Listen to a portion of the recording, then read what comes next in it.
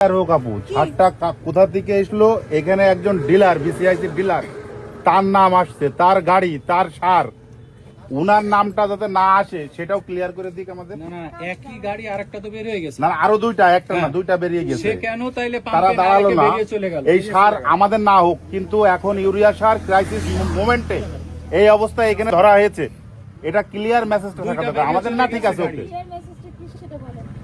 কোথায় গেল সেতু গাড়ি?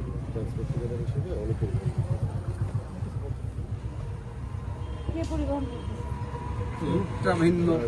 যার গাড়ি দিয়ে পরিবহন করতেছে।